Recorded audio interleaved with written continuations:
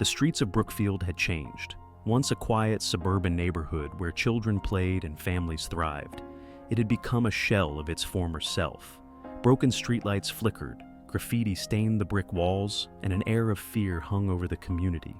For Noah Grant, a retired Army Ranger, Brookfield was more than just a neighborhood. It was his home. After years of serving his country, he had returned to find his peaceful community overtaken by crime, the source of the chaos, a ruthless drug gang known as the Iron Fangs. Noah had fought for his country overseas. Now, he was about to wage a new war, this time on his own streets.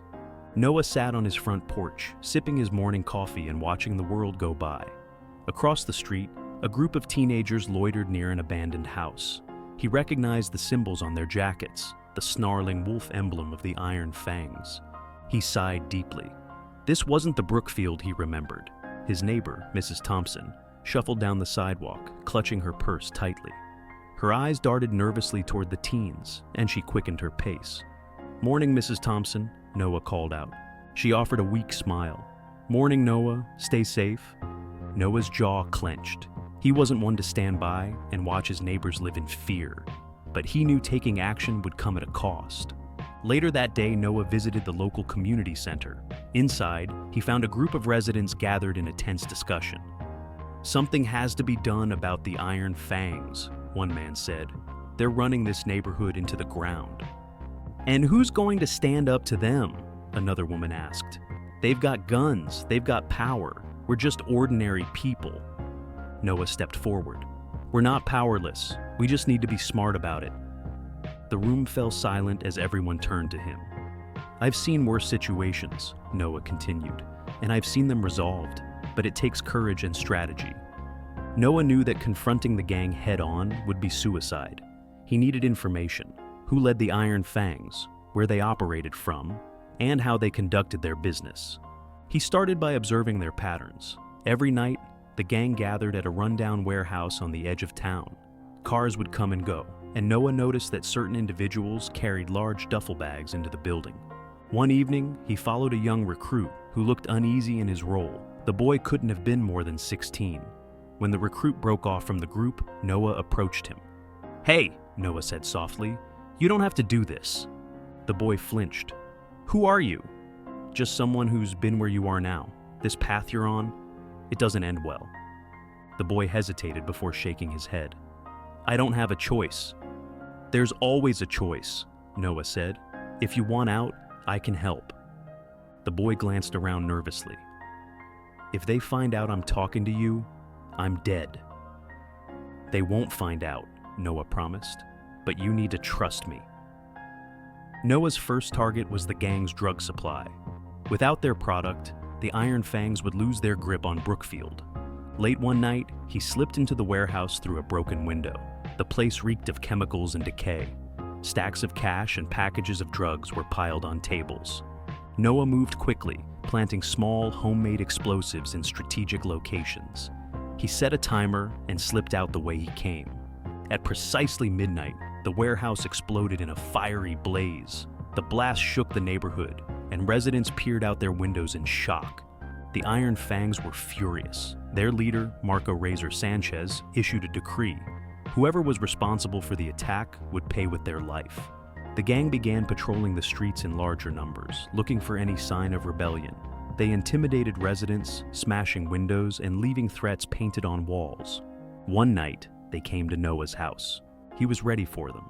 When the gang members approached his porch, Noah stepped out, shotgun in hand. "Looking for someone?" he asked calmly. The gang leader Razor sneered. "You think you're a tough guy?" "I think you're about to make a big mistake," Noah replied. Razor laughed. "You're one man. We're an army." Noah raised the shotgun. "Then you'd better bring more men." The gang hesitated. Razor glared at Noah before motioning for his crew to back off. "This isn't over," Razor warned. "No," Noah said. "It's just beginning." Noah knew he couldn't do it alone. He began reaching out to his neighbors, encouraging them to stand together against the gang. "We've lived in fear for too long," Noah told them during a town hall meeting. "But fear only works if we stay silent. It's time we take our neighborhood back." Slowly, people began to rally behind him. They set up neighborhood watches, fortified their homes, and shared information about the gang's movements. The community's newfound unity frustrated the Iron Fangs. They tried to instill fear with acts of violence, but each time, the residents stood firm. Razor, desperate to regain control, decided to make a bold move. He planned a large-scale operation to flood Brookfield with drugs, hoping to break the community's spirit. Noah got wind of the plan from the young recruit he had spoken to. "They're bringing in a huge shipment tonight," the boy said. "If you can stop it, they'll be crippled." Noah gathered a small group of trusted neighbors. They set up an ambush at the drop site. When the Iron Fangs arrived, they were met with a wall of resistance. The residents fought back with everything they had, and Noah led the charge. In the chaos, Noah confronted Razor. "It's over," Noah said, his voice steady. Razor drew a knife. "Not yet." The two men clashed, their fight brutal and relentless. But Noah's training gave him the edge. He disarmed Razor and pinned him to the ground. "Brookfield doesn't belong to you," Noah said. "It belongs to us." The sound of sirens filled the air as the police arrived. Razor and his crew were arrested, their reign of terror finally over. In the days that followed, Brookfield began to heal. The graffiti was scrubbed away, the broken windows were repaired, and the streets felt safer. Noah stood on his porch, watching as children played outside once more.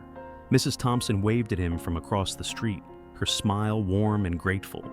Emily, the young recruit, approached him. "Thank you," she said softly, "for everything." Noah nodded. "We all deserve a second chance." Brookfield was no longer a neighborhood ruled by fear. It was a community united, thanks to one man who refused to stand by and let darkness prevail.